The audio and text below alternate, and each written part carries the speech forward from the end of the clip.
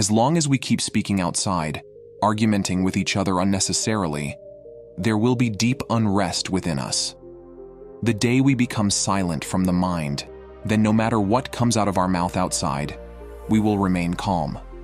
All the evils in the world, troubles in the family, and disputes between husband and wife all happen because of speaking. We do not want to remain silent. We always want to be heard. But speaking unnecessarily is a waste of energy.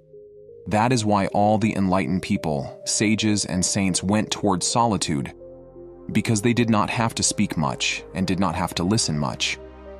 Mahavira attained enlightenment after remaining silent for 12 years, and Gautam Buddha remained silent for 7 years before enlightenment.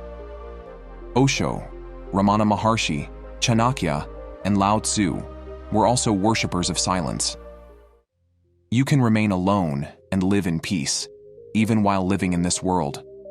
For this, you will have to save your energy, which you waste on useless words and talking unnecessarily and in arguments. Therefore, speak only as much as is necessary. There is power not only in speaking, but also in silence. This is the reason why silence has been given great importance in most of all religions in the world. It has also been accepted by scientists and researchers that silence has a deep connection with health and it provides mental peace. Silence helps in the concentration of thoughts and increases creativity. That is why all the saints and ascetics attained a deep knowledge of the world by remaining silent and doing meditation. So today, in this story, you will come to understand the power of silence and its importance. When all the disciples of the monastery were busy doing work, one disciple used to sit in a corner and remain silently and lost in himself. He did not talk much to anyone. After completing all the responsibilities and work of the monastery, all the disciples started discussing the events of the day with each other. At that time, the disciple who remained silent would go and sit under a tree and start meditating alone. All the disciples were surprised by him because he had no friends. He often roamed alone in the monastery. Seeing this silent disciple, his master was very happy. He felt that there was someone in the monastery who understood the power of silence, who understands the importance of silence. Whenever any important decision had to be taken regarding the monastery, the opinion of the silent disciple was definitely taken. But this very thing bothered another disciple of the monastery. He wanted to become his master's favorite disciple. That is why he always used to point out some mistakes in the work of other disciples in front of the master so that the master starts considering him great. Often he would pretend to fulfill his responsibilities completely, as if no one asked for advice from him, but still he kept giving them his advice. He was a very talkative disciple and was very popular among all the other disciples of the monastery because he used to joke with everyone, kept talking with them the whole day. That's why he became friends with everyone.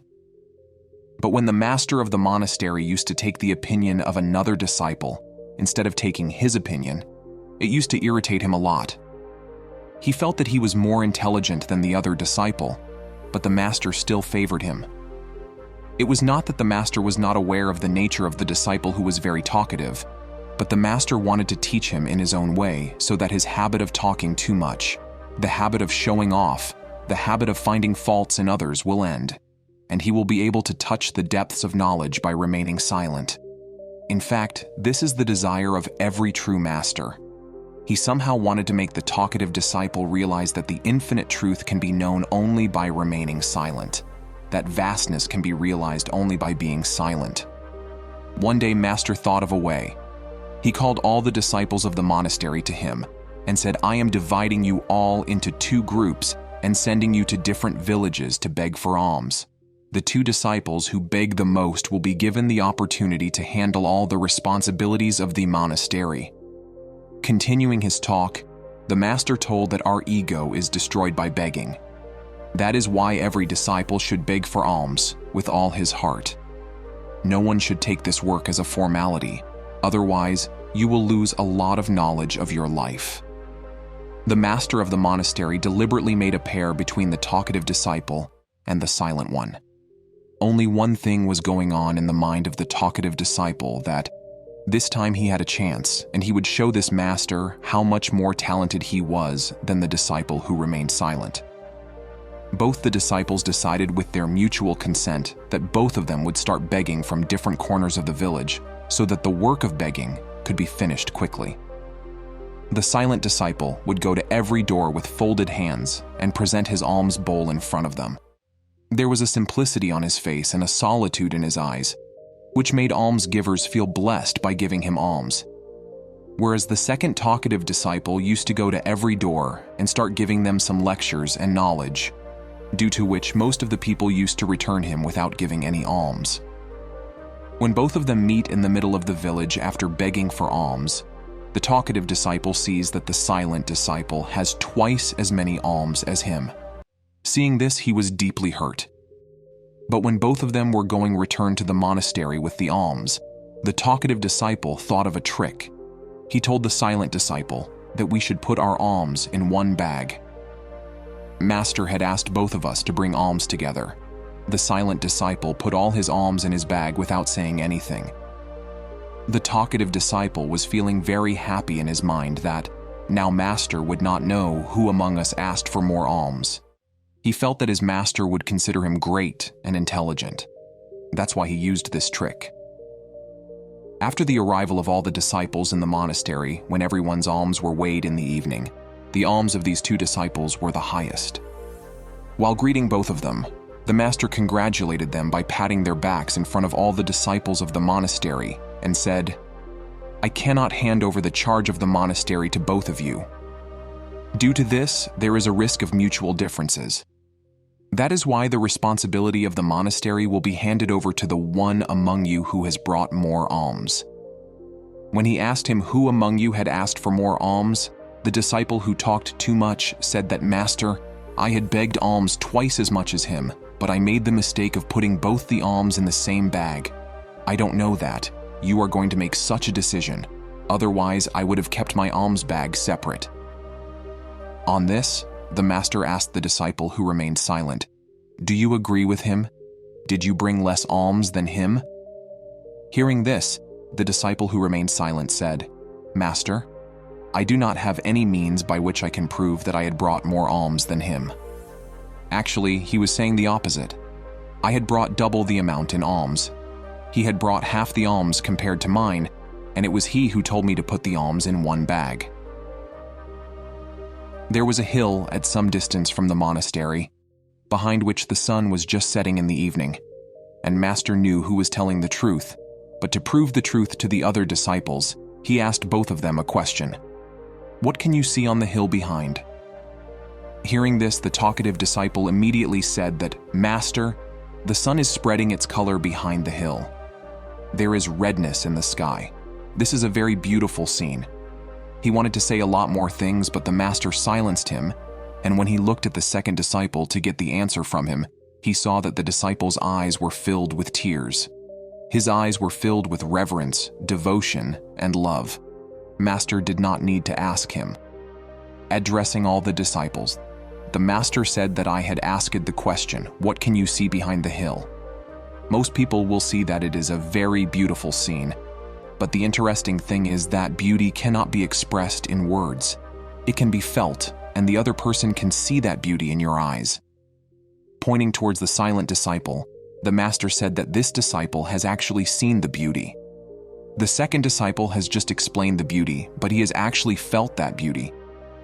When the talkative disciple saw that his attempts to prove himself superior had failed, he began to cry. Master comforted him, saying, "I knew you were not being truthful, but I wanted you to understand the importance of honesty." Addressing all the disciples, the master said that words are like a net. Many problems arise because of our speaking too much. When a person exaggerates something, he gets trapped in the web of words to prove it, and because of this, instead of being introverted, he starts becoming extroverted. At the same time, any person who has to make his inner journey has to first learn to remain silent. Speaking excessively or continuing to speak all the time, all this becomes a hindrance in our inner journey.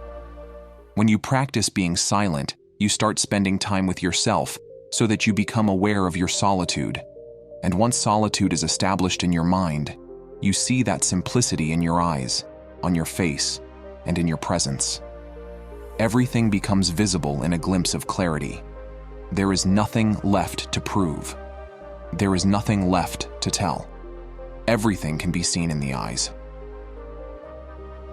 Pointing towards the silent disciple, Master said that the person who talks a lot would never be able to see the scene that this child had just seen.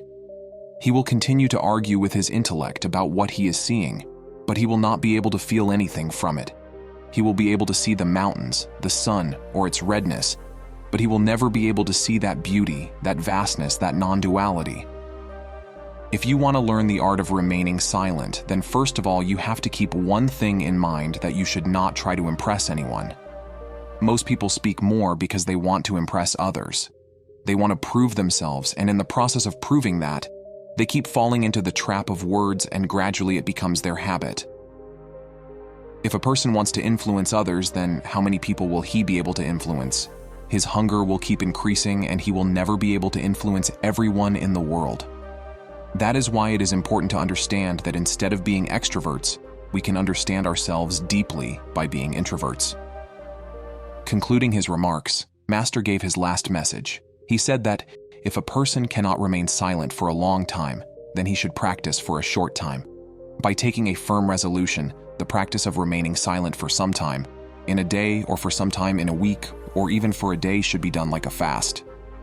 Due to this, our habit of remaining silent gradually starts developing automatically, because once we start remaining silent, we come to know the joy of remaining silent. After that, we do not have to make efforts. Rather, our mind automatically moves towards happiness. Learning the art of remaining silent will greatly benefit both your intelligence and your clarity. In reality, what is called darshan can be done only by remaining silent. After this, taking a pledge from all the disciples to remain silent for some time, the Master finished his talk, and all the disciples reached the dining room together to have dinner. I hope you enjoyed this story and learned a lot. You can tell us your thoughts about the story by commenting in the below comment box. Before leaving, please like the video and subscribe to the channel.